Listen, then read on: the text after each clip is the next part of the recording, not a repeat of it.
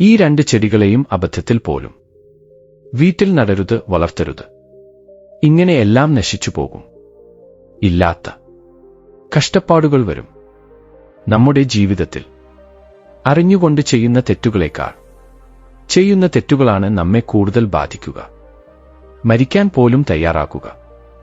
എന്നാൽ ഈ 2 ചെടികളെ മാത്രം അബദ്ധത്തിൽ പോലും വീടിന് മുന്നിൽ വെക്കരുത്. ഇവ നിങ്ങളുടെ വീടിനെയും നിങ്ങളുടെ വംശത്തെയും നശിപ്പിക്കുമെന്ന് ശാസ്ത്രങ്ങൾ പറയുന്നു. അങ്ങനെയെങ്കിൽ വീട്ടിൽ ഏത് ചെടികളെ നടാൻ പാടില്ല, ഈ വിഷയത്തെക്കുറിച്ച് ഇപ്പോൾ ഈ വീഡിയോയിൽ വിശദമായി അറിയാം. സുഹൃത്തുക്കളെ, അർത്ഥജ്ഞാനം പല ദോഷങ്ങൾക്കും വഴിവെക്കും. അതിനാൽ ഈ വീഡിയോ പൂർണ്ണമായി കാണുക.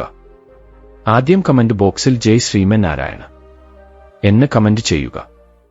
അതുപോലെ ഈ വീഡിയോ ലൈക്ക് ചെയ്ത് ഞങ്ങളെ പിന്തുണയ്ക്കുക.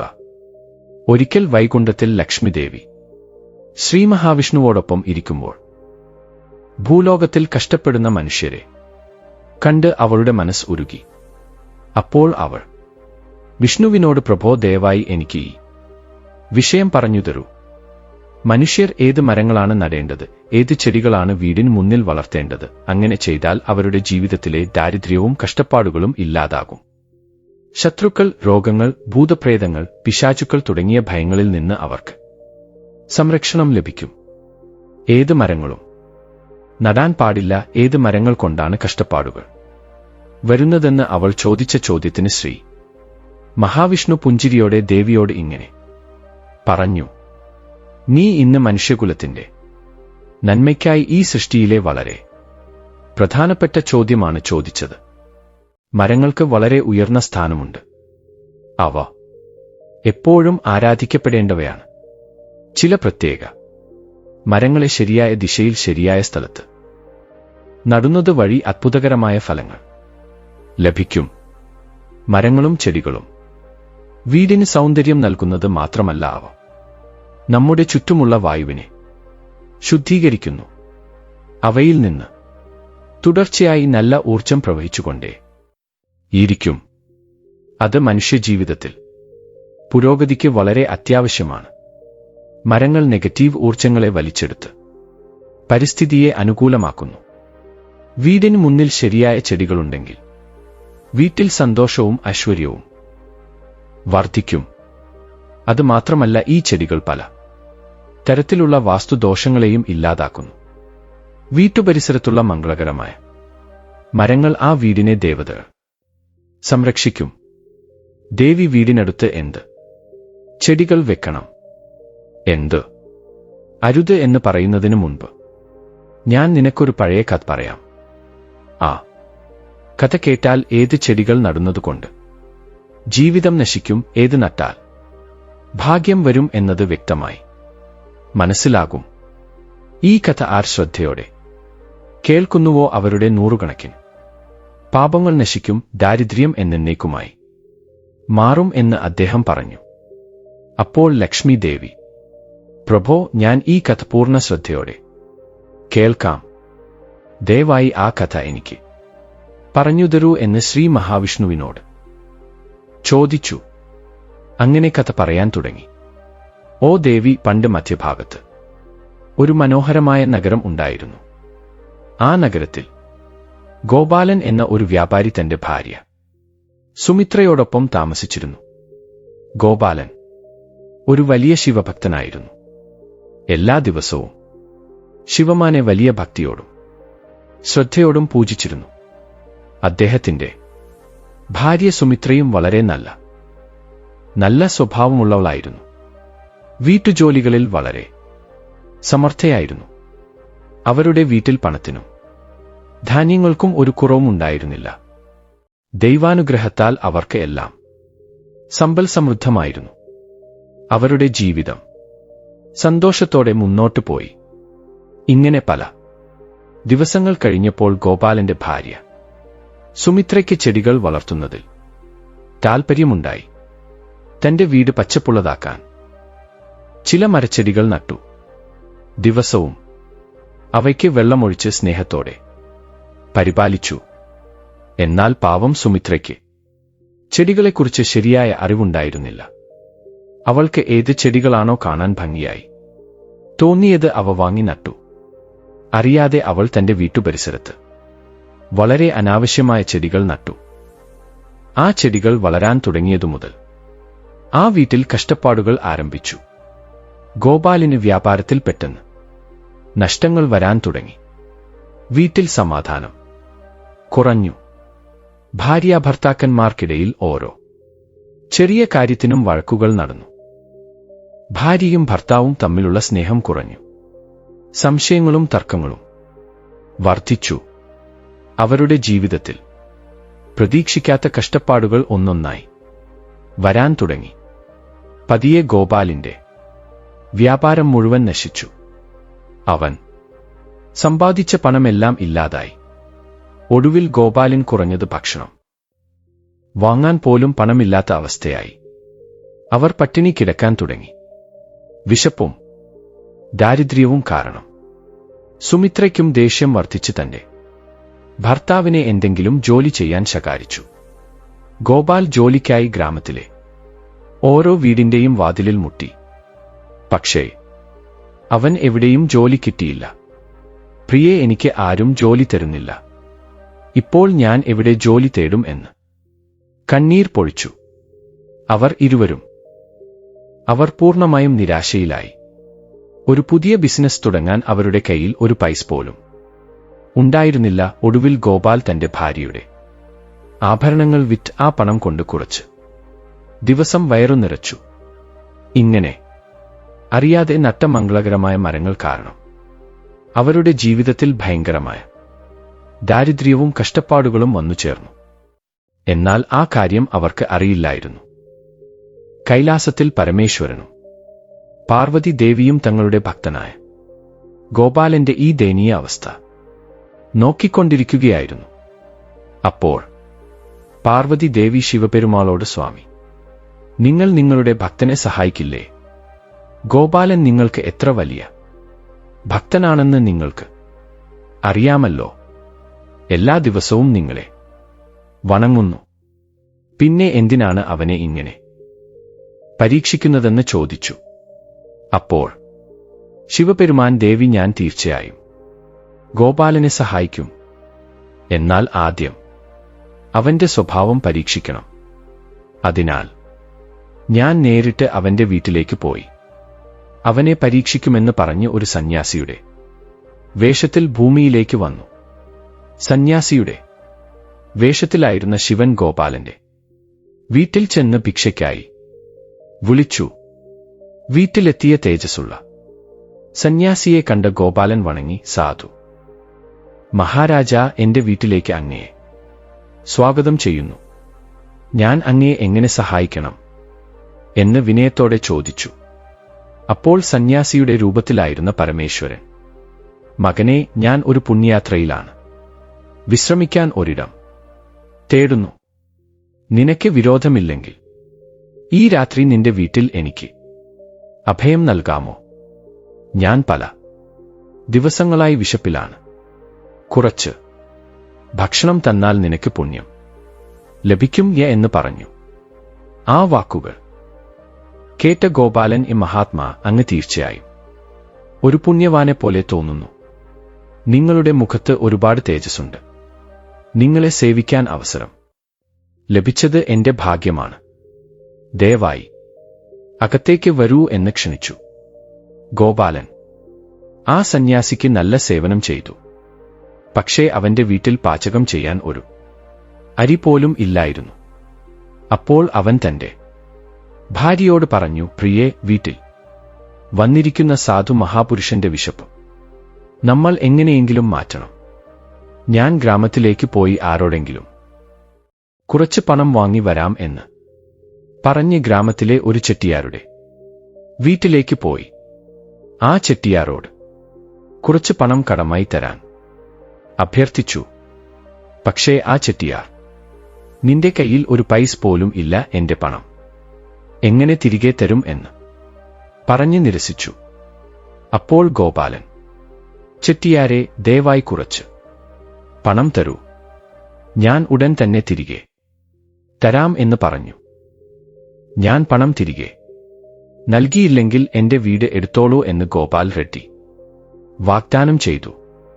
അദ്ദേഹത്തിന്റെ സത്യസന്ധതയിൽ സന്തോഷിച്ച് ആ വ്യാപാരി പണം നൽകി. നീ പറഞ്ഞതുപോലെ പണം തിരികെ നൽകിയില്ലെങ്കിൽ നിന്റെ വീട് എനിക്ക് നൽകണം എന്ന് പറഞ്ഞു. ഗോപാൽ ആ പണം വാങ്ങി പാൽ, അരി, പച്ചക്കറികൾ എന്നിവ വാങ്ങി വീട്ടിലേക്ക് വന്നു. അദ്ദേഹത്തിന്റെ ഭാര്യ സുമിത്ര ഉടൻ പാചകം ചെയ്ത് ഭക്തിയോടെ സന്യാസിക്ക് വിളമ്പി.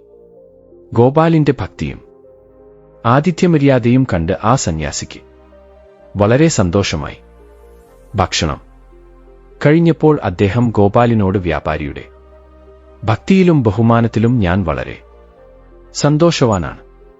നിനക്ക് എന്തെങ്കിലും ആഗ്രഹം ഉണ്ടെങ്കിൽ അത് ഞാൻ തീർച്ചയായും നിറവേറ്റും എന്ന് പറഞ്ഞു. അപ്പോൾ ഗോപാൽ കൈകൾ കൂപ്പി, മഹാത്മാവേ, നിങ്ങളുടെ അനുഗ്രഹം ഞങ്ങൾക്ക് മതി.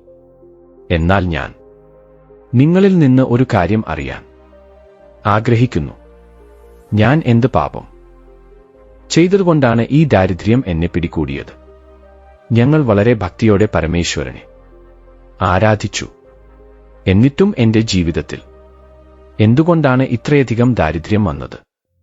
അതിനുള്ള കാരണം എന്താണ്? ഈ ദാരിദ്ര്യം മാറ്റാൻ ഞാൻ എന്തു ചെയ്യണം എന്ന് അവൻ ചോദിച്ചു. അപ്പോൾ ആ സന്യാസി ചിരിച്ചുകൊണ്ട് പറഞ്ഞു, മകനെ, ഞാൻ നിന്റെ വീടിന്റെ വളപ്പിലേക്ക് പ്രവേശിച്ചപ്പോൾ തന്നെ നിന്റെ കഷ്ടപ്പാടുകൾക്ക് എന്താണ് കാരണം എന്ന് എനിക്ക് മനസ്സിലായി. ജീവിതത്തിൽ ഈ ഭയങ്കരമായ ദാരിദ്ര്യം വരാൻ കാരണം നിന്റെ വീടിന് മുന്നിലുള്ള ആ മരങ്ങളാണ്. നിന്റെ ഭാര്യ അറിയാതെ നട്ട ആ മരങ്ങൾ വളരെ അശുഭകരമാണ്. അവ കാരണമാണ് നിനക്ക് ഈ അവസ്ഥ വന്നത്. ഉടൻ തന്നെ ആ മരങ്ങൾ നീക്കം ചെയ്ത് അവയുടെ സ്ഥാനത്ത് ശുഭകരമായ ചെടികൾ നടുക എന്ന് അദ്ദേഹം പറഞ്ഞു. അപ്പോൾ ഗോപാലൻ ആശ്ചര്യപ്പെട്ട്, മഹാത്മാവേ, ദയവായി എനിക്ക് പറഞ്ഞു തരൂ, വീട്ടിൽ ഏത് മരങ്ങൾ നട്ടാൽ സുഖഭോഗങ്ങളും സമ്പത്തും വരും, ഏത് മരങ്ങൾ നടാൻ പാടില്ല, വിശദമായി പറഞ്ഞു തരൂ. ഞാൻ എന്റെ ജീവിതകാലം മുഴുവൻ നിങ്ങൾക്ക് കടപ്പെട്ടിരിക്കും എന്ന് അദ്ദേഹം കെഞ്ചി. അപ്പോൾ ആ സന്യാസി ഇങ്ങനെ പറയാൻ തുടങ്ങി, മകനെ, ശ്രദ്ധയോടെ കേൾക്കുക. കിണറിനടുത്ത് ഒരു പ്ലാവ് നടുക. പ്ലാവുകൾ നടുന്നത് നൂറുകണക്കിന് യാഗങ്ങൾ ചെയ്ത പുണ്യത്തിന് തുല്യമാണ്. ആ പ്ലാവിലകൾ വെള്ളത്തിൽ വീഴുമ്പോൾ അവ പിണ്ഡങ്ങളായി മാറി പിതൃദേവതകളെ തൃപ്തിപ്പെടുത്തും. ഇത് എല്ലാ തരത്തിലുള്ള പിതൃദോഷങ്ങളും ഇല്ലാതാക്കും. ദിവസവും കുളിച്ച ശേഷം ആര് ഈ പ്ലാവ് തൊട്ട് വണങ്ങുന്നുവോ, അറിഞ്ഞോ അറിയാതെയോ ചെയ്ത പാപങ്ങളിൽ നിന്ന് അവർക്ക് മോചനം ലഭിക്കും. ജീവിതത്തിൽ ഒരിക്കലും പരാജയം കാണില്ല. പ്ലാവ് തൊടുന്നത് ലക്ഷ്മി ദേവിയുടെ അനുഗ്രഹം നൽകും. അതിനെ ചുറ്റി പ്രദക്ഷിണം ചെയ്യുന്നത് ആയുസ് വർദ്ധിപ്പിക്കും. അമാവാസി ദിനത്തിൽ പ്ലാവിനെ ആരാധിക്കുന്നത് 1000 പശുക്കളെ ദാനം ചെയ്തതിന് തുല്യമായ ഫലം നൽകുമെന്ന് പറയപ്പെടുന്നു. അബദ്ധത്തിൽ പോലും ഈ മരത്തിന് ദോഷം ചെയ്യരുത്. അതിന്റെ കൊമ്പുകൾ ഒടിക്കുന്നതോ മുറിവേൽപ്പിക്കുന്നതോ വലിയ പാപമാണ്. അങ്ങനെയുള്ളവർ നരകത്തിൽ കഠിനമായ ശിക്ഷകൾ അനുഭവിക്കും. രണ്ടാമത്തേത്, വിഷ്ണുവിന് ഏറ്റവും പ്രിയപ്പെട്ട നെല്ലി മരം.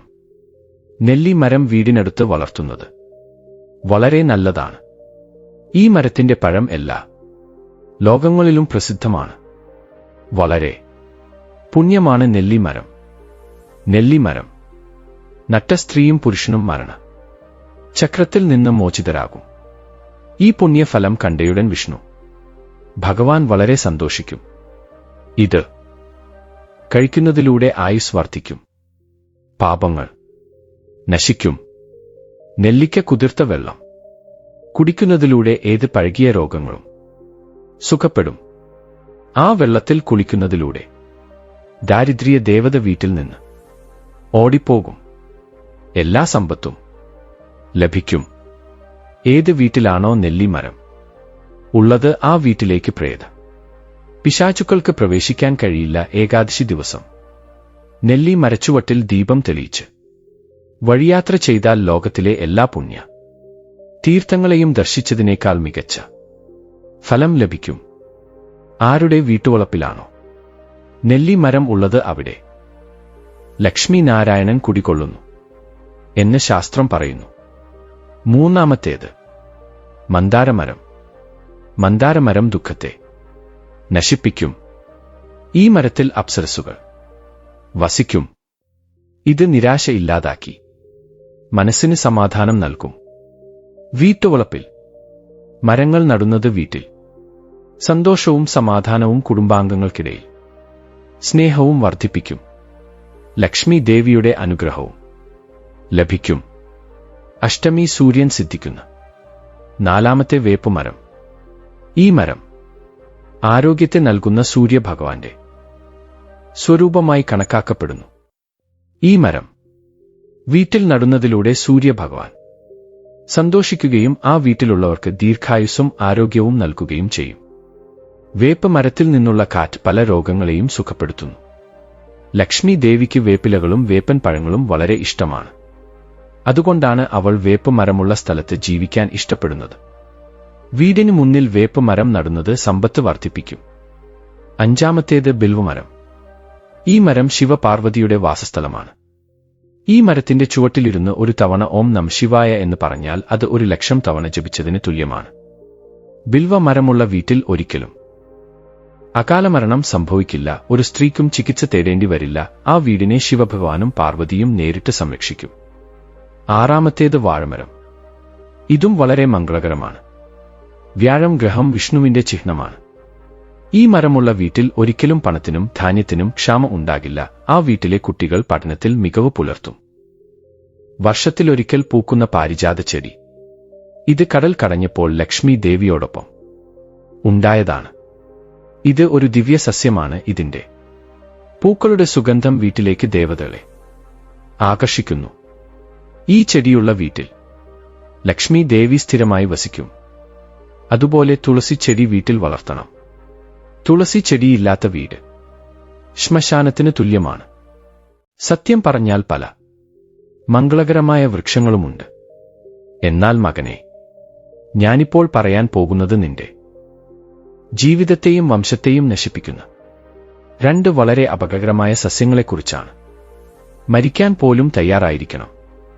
എന്നാൽ ഇവയെ വീടിനടുത്തും വരാൻ അനുവദിക്കരുത്. ഈ ചെടികളെ അബദ്ധത്തിൽ പോലും വീടിനടുത്ത് നടരുത്. അവയിൽ ഒന്നാമത്തേത് വളരെ ഭയങ്കരമായ താൻ മരമാണ്. ഈ മരത്തെ അബദ്ധത്തിൽ പോലും വീടിന്റെ വളപ്പിൽ നടരുത്. ഈ മരം കാന്തം പോലെ പ്രവർത്തിച്ച് കാറ്റിൽ ചുറ്റും വളരെ ക്രൂരമായ പ്രേതങ്ങളെയും കൂട്ടങ്ങളെയും ആകർഷിക്കുന്നു.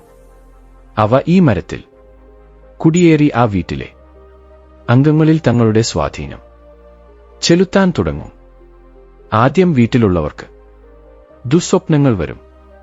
പിന്നീട് ഒറ്റയ്ക്കിരിക്കുമ്പോൾ ആരോ തങ്ങളെ ശ്രദ്ധിക്കുന്നതുപോലെ ഭയമുണ്ടാകും. പതുക്കെ ആ കുടുംബാംഗങ്ങളുടെ മാനസികാവസ്ഥ ബാധിക്കപ്പെടും. ഒരാൾക്ക് മറ്റൊരാളോട് സംശയവും വെറുപ്പും വർദ്ധിക്കും.